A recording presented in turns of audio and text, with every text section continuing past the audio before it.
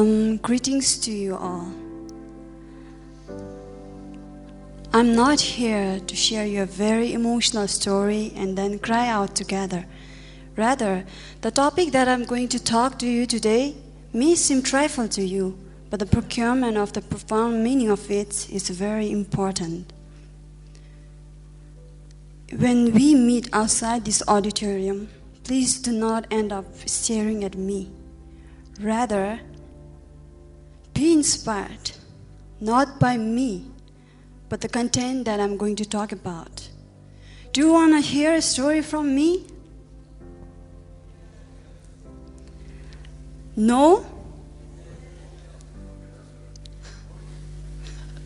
Okay, let me tell you a story then. Once upon a time, in the year 2021, there were a group of people who was feeding onto modernization. Of course, their life was in utopia, perfect and harmonious. But they didn't realize that in that harmony, they were actually destroying their own self. Slowly and gradually, all the people became dull. There were lots of perspectives to say and judgments. Technology was exposed to them. However, in depth, they were not keeping pace with it. And in this story lives all of us out here. As Len Holman says, we have become a nation of thoughtless rusher, intent on doing things before thinking and hoping what we do magically works out. If it doesn't, we rush into something else, something not well thought out, and then we hope for more magic to happen. That's the modern phase that we have shaped to become. Do you believe that the modern phase is creative? Audience, responsive. Do you think that modern world is creative? And are you happy to live in this modern world?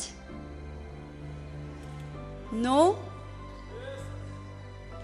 If yes, why are you happy? If no, why are you not happy? Well, let me elaborate on it further. The modern phase that we are living in right now has shaped us in a very unique way.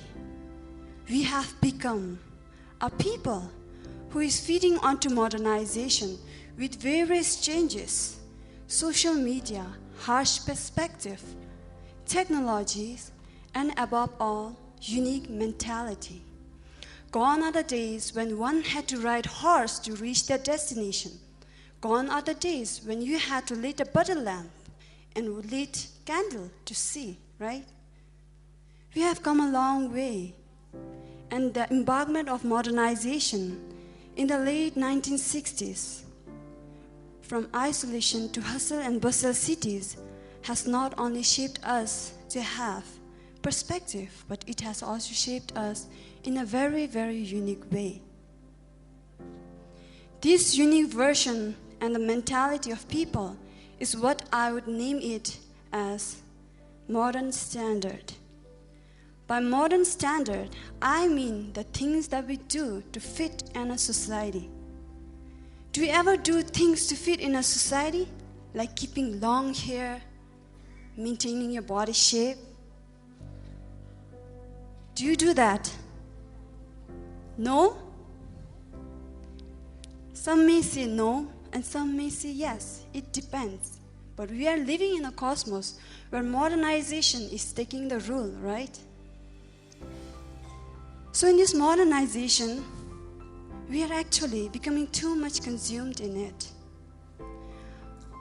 This modernization has shaped people to directly be endangered in the language.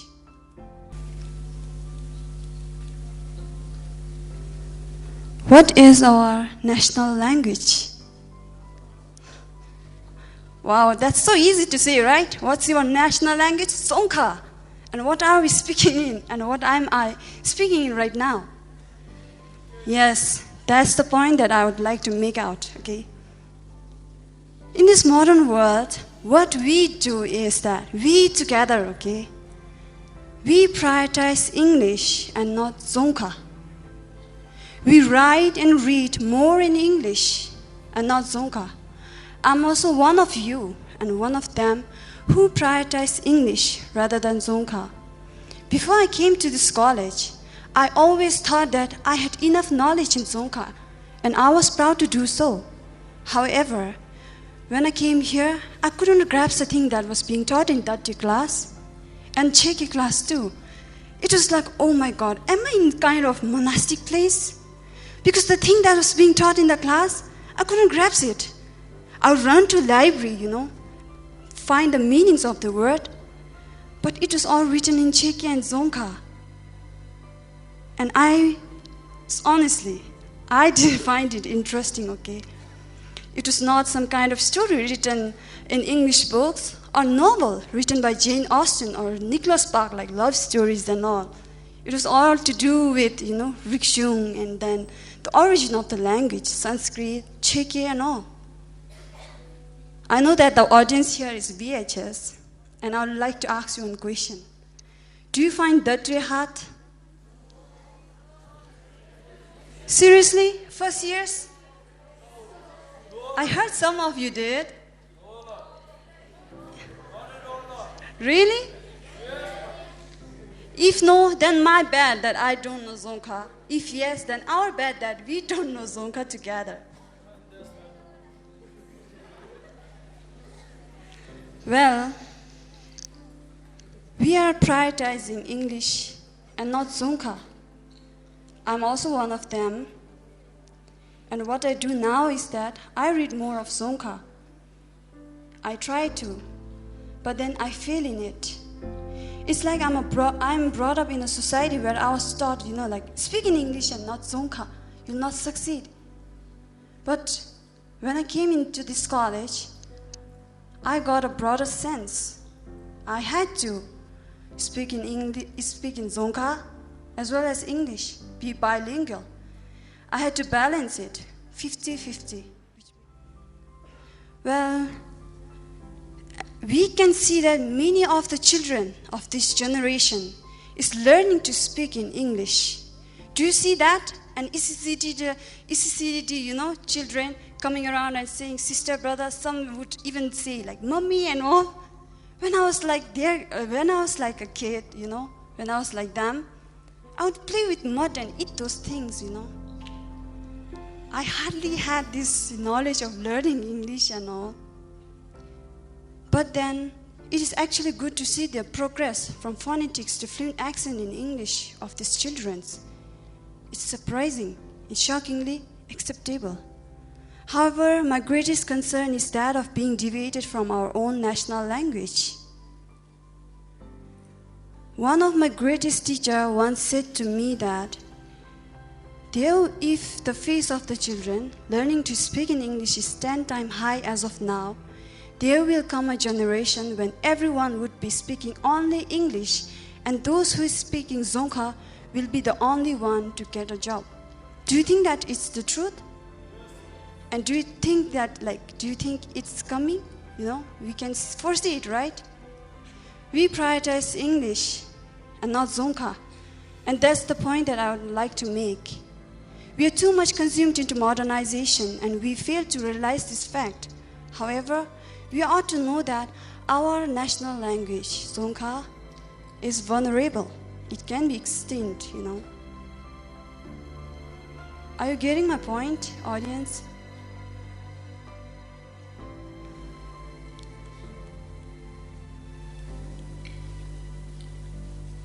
The second thing that I'm going to talk about, modern days in SLIC, is that perspective and judgment.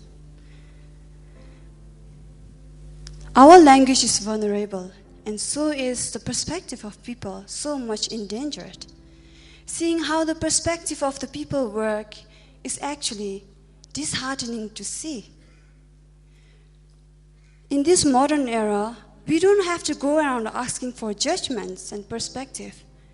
It naturally comes to us like a metal being attracted to a magnet, right? It has become a norm to do so. We judge people and we are being judged. I'm not going to say that we are all imperfect beings. For saying it, it has become the most common cliche which has run out of its meaning. We can say that we are perfect and people will still judge us.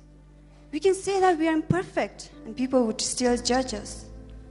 Irrespective of how we are and who we are, people judge and we are being judged.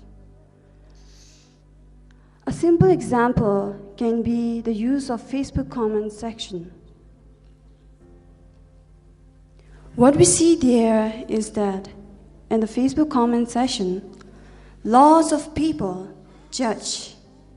They end up being judgmental, creating hell of controversies.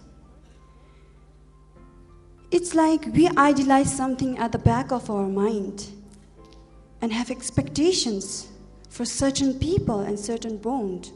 And if it goes the other way, we end up being judgmental. The idealization and expectation of society actually scares the hell out of me. As a girl in this modern era, if I'm outspoken and confident, many people naturally dislike me, saying that I'm either boastful or rude. On the other hand, if I'm this shy and obedient girl who always listens, who is always shy, who's not confident enough, people will naturally judge me as one of them who is foolish, more correct to say brainless. Through this, I often get scared of proceeding forward and trying something new. We fail to understand that some opinions in our life are better kept than better said. We have to always be superficial and artificial in this modern era to not get judgments. We have to always fake it and wear a mask to not get judgments. We have come a long way, and 70% of the population is claimed to be educated. Being educated, we are least expected to be judgmental, but the opposite is happening. If a person rightly comes from the seat and on the stage, he or she delivers a speech, do you actually listen to them or do you mock at them? Do you listen? Are you listening to me right now or are you mocking at me right now? Well, what a great audience I have. I'm so happy. Well, in this modern era, opposite things are happening. You know, starting from the comment section, social media, everywhere we go, we end up being judgmental and we judge each other. This modern era have consumed so much of us that we are inviting judgments and harsh perspectives to ourselves and this environment. The more that we are living under this shelter of judgments, the more we are losing our original self and becoming the most superficial people on this planet. Do you think so that we are becoming superficial? This modernity has not only shaped us to have perspective and be fit in a society, it has also implanted us a seed of modernization and exposure and a mere satisfaction. We are exposed to technologies, but hardly equipped with the necessary knowledge that is required.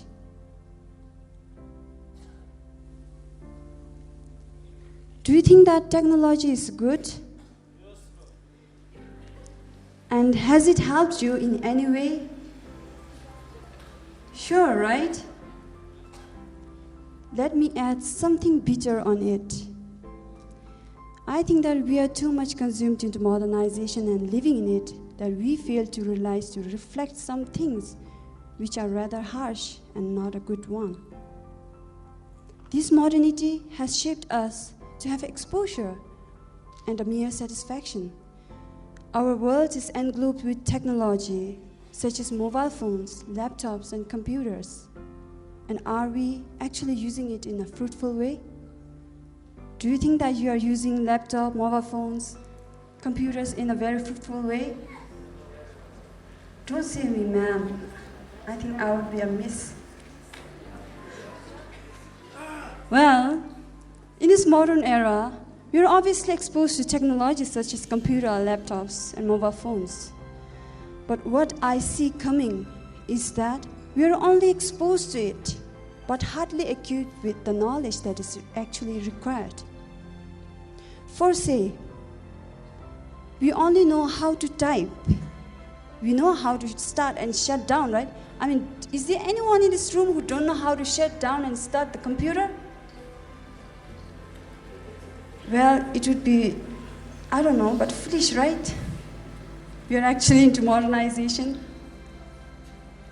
The computers, laptops, and mobile phones that we are exposed to, we are hardly equipped with the necessary knowledge.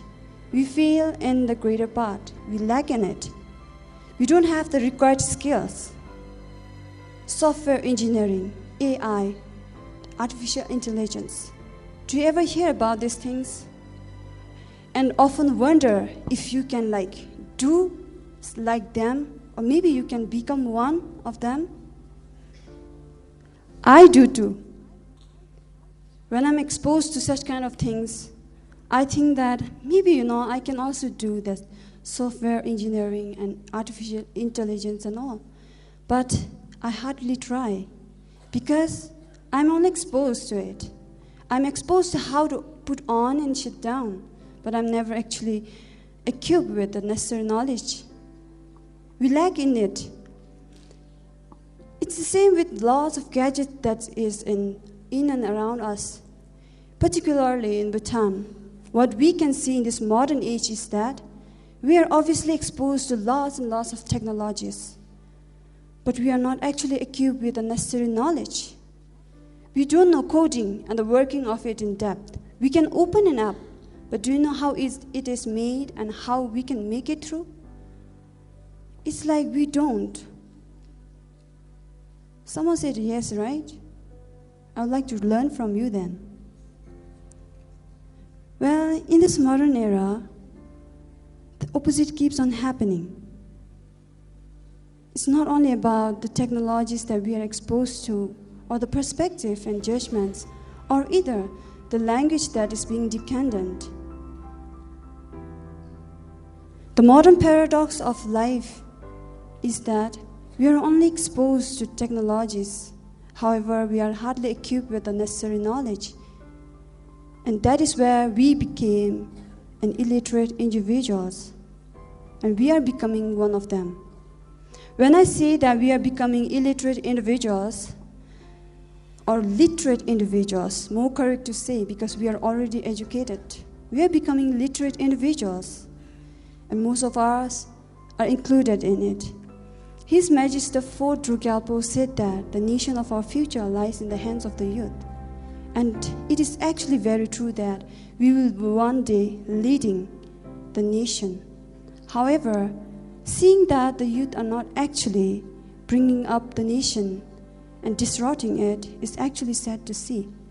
But it is the truth that the youth are actually drastically failing in it. We are putting an end to learning and reading, where books are replaced by 24/7 mobile phones. Our thinking skills and analyzing skills is replaced with Google. And lastly, the speaking ability is overwhelmed with inconfidence. We are living in this cosmos of modernization.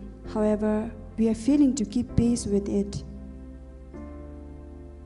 If you can proudly say that you know how to start and shut down the computer, and then you know the basic thing, on and off thing, then I think that we are becoming foolishly arrogant to do so, because we are not keeping pace with modern technologies.